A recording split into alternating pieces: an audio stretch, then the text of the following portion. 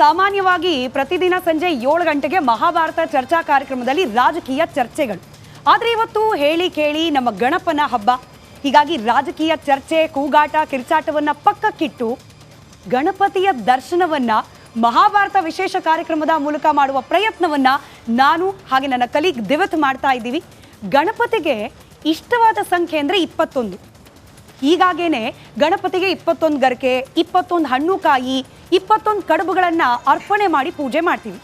ಹಾಗೇನೆ ಗಣಪತಿ ಹಬ್ಬದ ದಿನ 21 ಗಣೇಶನ ದರ್ಶನ ಮಾಡಿದ್ರೆ ಸರ್ವ ಪಾಪವು ಕಳೆದು ಹೋಗಿ ಸುಖ ಶಾಂತಿಯ ಆಶೀರ್ವಾದವನ್ನ ಆ ಬಪ್ಪ ನೀಡ್ತಾನೆ ಅನ್ನೋ ನಂಬಿಕೆ ಇದೆ.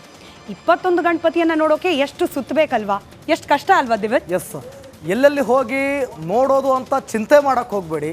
ನಮ್ಮೂರು, ನಿಮ್ಮೂರು, ದೂರದೂರು, ಮುಂಬೈ ಸೇರಿದಂತೆ ವಿವಿಧೆಡೆ ಪ್ರತಿಷ್ಠಾಪಿತನಾದ 21 ಗಣಪನ ದರ್ಶನವನ್ನು ನಾವು ಮಾಡಿಸ್ತೇವೆ. ಹಾಗಾದರೆ ಶುರು ಮಾಡೋಣ ಮಹಾಭಾರತದಲ್ಲಿ ಗಣಪನ ದರ್ಶನವನ್ನು.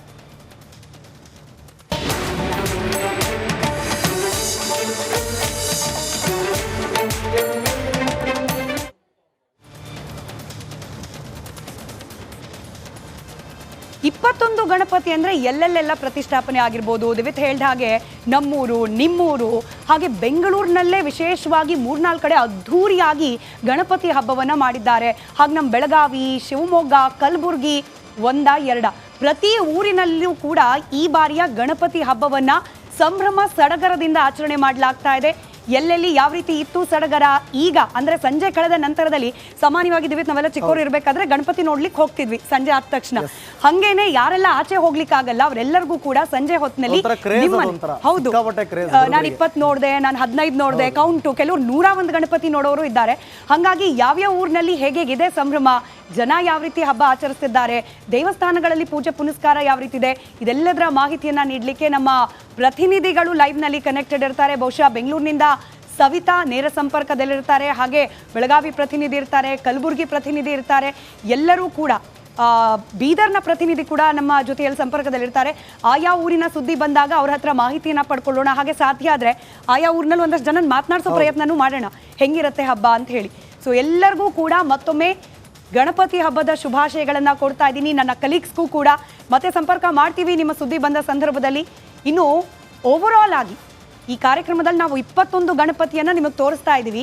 ಅದರ ಮೊದಲ ಭಾಗವಾಗಿ 5 ಕಾರ್ಯಕ್ರಮದ ಶುರುವಲ್ಲೇನೆ ಪಂಚ ಗಣಪನ ದರ್ಶನವನ್ನು ಮಾಡಿಸ್ತಾ ಇದ್ದೀವಿ. ನಮ್ಮ ಬೆಂಗಳೂರಿನ ಬಸವನಗುಡಿಯಲ್ಲಿರುವ ದೊಡ್ಡ ಗಣಪ, ಬಹುಶಃ ಬೆಂಗಳೂರಿಗೆ ಬಂದವರು ಈ ದೇವಸ್ಥಾನ ಮಿಸ್ ಮಾಡಲೇಬಾರ್ದು ಅಂತ ಹೇಳಿ. ಈ ಕಡಲೆಕಾಯಿ ಪರಿಷೆ ಎಲ್ಲ ಬಹಳ ಫೇಮಸ್ ನಡೆಯುತ್ತೆ ಅಲ್ಲಿ. ಸೊ ಇಲ್ಲಿ ಬಸವನಗುಡಿಯಲ್ಲಿ ಇವತ್ತಿನ ಗಣೇಶ ಹಬ್ಬವನ್ನು ಯಾವ ರೀತಿ ಸೆಲೆಬ್ರೇಟ್ ಮಾಡಿದ್ರು, ಇದರ ಜೊತೆಗೆ ಕೊಪ್ಪಳದಲ್ಲಿ ಭಾವೈಕ್ಯತೆ ಬಪ್ಪನನ್ನು ಕೂರಿಸಲಾಗಿದೆ.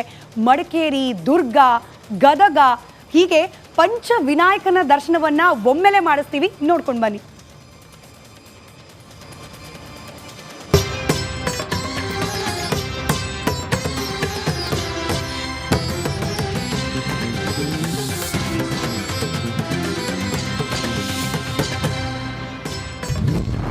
ನಾಡಿನಾದ್ಯಂತ ಮನೆ ಮಾಡಿದ ಗಣೇಶ ಹಬ್ಬ.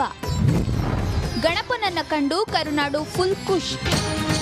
ರಾಜ್ಯಾದ್ಯಂತ ಗಣೇಶ ಹಬ್ಬದ ಸಡಗರ ಎಲ್ಲೆಡೆ ಮನೆ ಮಾಡಿದ್ದು ಇಂದು ಸಂಭ್ರಮದಿಂದ ಗಣೇಶನನ್ನ ಬರಮಾಡಿಕೊಂಡಿದ್ದಾರೆ. ಪ್ರತಿ ಜಿಲ್ಲೆಗಳಲ್ಲೂ ಗಣೇಶನನ್ನ ಪ್ರತಿಷ್ಠಾಪಿಸಿ ತಮ್ಮ ಭಕ್ತಿಯನ್ನ ಸಮರ್ಪಿಸಿದ್ದಾರೆ. ಬೆಂಗಳೂರಿನ ಬಸವನಗುಡಿಯ ದೊಡ್ಡ ಗಣಪತಿ ದೇವಾಲಯದಲ್ಲಿ ಗಣಪನಿಗೆ ವಿಶೇಷ ಪೂಜೆ ನೆರವೇರಿದ್ದು ಗಣಪತಿಗೆ ನಾಣ್ಯಗಳಿಂದ ಅಭಿಷೇಕ ಮಾಡಲಾಗಿದೆ.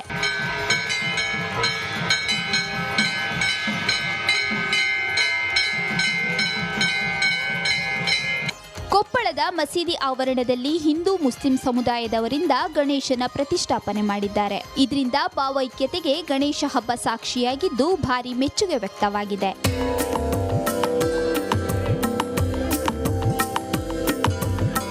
ಇನ್ನು ಮಡಿಕೇರಿಯ ಕೋಟೆ ಆವರಣದಲ್ಲಿರುವ ಐತಿಹಾಸಿಕ ಪ್ರಸಿದ್ಧ ಕೋಟೆ ಮಹಾಗಣಪತಿ ದೇವಾಲಯದಲ್ಲಿ ಭಕ್ತರು ಹರಕೆ ಹೊತ್ತು ಈಡುಗಾಯಿ ಸೇವೆ ಸಲ್ಲಿಸಿದ್ದಾರೆ.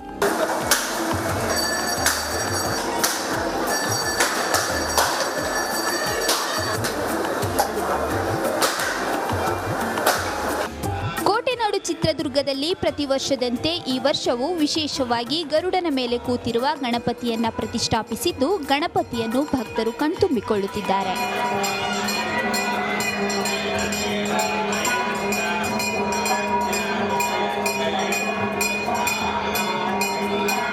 ಗದಗ ಜಿಲ್ಲೆಯಲ್ಲಿ ಬಾಲರಾಮ ಪ್ರತಿರೂಪವಾದ ಗಣೇಶನ ಮೂರ್ತಿಯನ್ನು ಪ್ರತಿಷ್ಠಾಪನೆ ಮಾಡಲಾಗಿದ್ದು, ಅಯೋಧ್ಯೆ ಮಾದರಿಯ ಬಾಲರಾಮನ ಗಣಪತಿ ನೋಡಿ ಫುಲ್ ಖುಷ್ ಆಗಿದ್ದಾರೆ.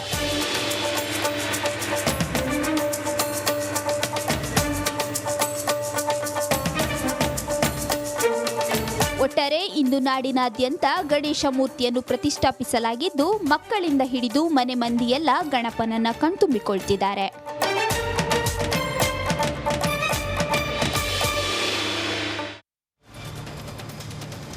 ಇದು ನಾಡಿನಾದ್ಯಂತ ಗೌರಿ ಗಣೇಶ ಹಬ್ಬದ ಸಂಭ್ರಮ ಜೋರಾಗಿದೆ. ಸಾಕಷ್ಟು ಸಂಖ್ಯೆಯಲ್ಲಿ ಭಕ್ತರು ದೇವಸ್ಥಾನಗಳಿಗೆ ತೆರಳಿ ಗಣಪನ ದರ್ಶನ ಪಡೆದು ಪುನೀತರಾಗಿದ್ದಾರೆ. ನಮ್ಮ ರಿಪಬ್ಲಿಕ್ ಕನ್ನಡದಲ್ಲೂ ಸಹ ಸಿದ್ಧಿ ವಿನಾಯಕನ ಮೂರ್ತಿಯನ್ನ ಪ್ರತಿಷ್ಠಾಪಿಸಿ ಕಚೇರಿಯ ಸಿಬ್ಬಂದಿ ಪೂಜೆಯಲ್ಲಿ ಭಾಗಿಯಾಗಿದ್ದರು.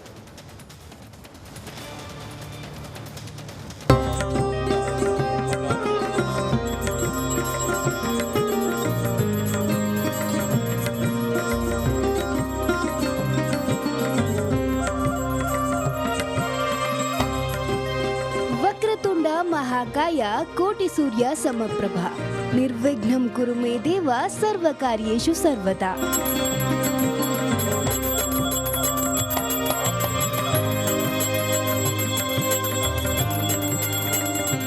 ಹಿಂದೂ ಧರ್ಮದಲ್ಲಿ ಎಲ್ಲ ಶುಭ ಸಂದರ್ಭದಲ್ಲೂ ಗಣಪನಿಗೆ ಮೊದಲು ಪೂಜೆ ಮಾಡ್ತಾರೆ. ವಿಘ್ನವನ್ನ ನಿವಾರಿಸುವ ವಿನಾಯಕನನ್ನ ಪೂಜಿಸಿ ಆಶೀರ್ವಾದ ಪಡೆದುಕೊಳ್ತಾರೆ.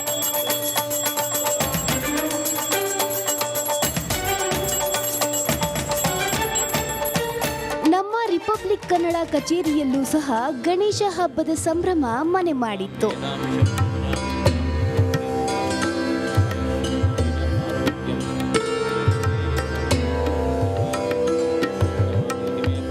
ಗಣೇಶನ ಮೂರ್ತಿಯನ್ನ ಪ್ರತಿಷ್ಠಾಪಿಸಿ ಹೂವಿನ ಅಲಂಕಾರ ಮಾಡಿ ಪೂಜೆ ನೆರವೇರಿಸಲಾಯಿತು. ಸಿಬ್ಬಂದಿಯೂ ಸಹ ಭಕ್ತಿ ಭಾವದಿಂದ ಏಕದಂತನನ್ನ ಸ್ಮರಿಸಿ ಪಾವನರಾದರು.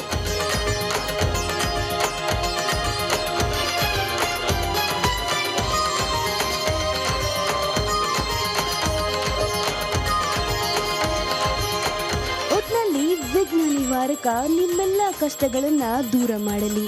ನಿಮ್ಮ ಜೀವನದಲ್ಲಿ ಸುಖ ಶಾಂತಿ ನೆಮ್ಮದಿ ನೆಲೆಗೊಳ್ಳಲಿ. ಎಲ್ಲರಿಗೂ ಗಣೇಶ ಹಬ್ಬದ ಹಾರ್ದಿಕ ಶುಭಾಶಯಗಳು.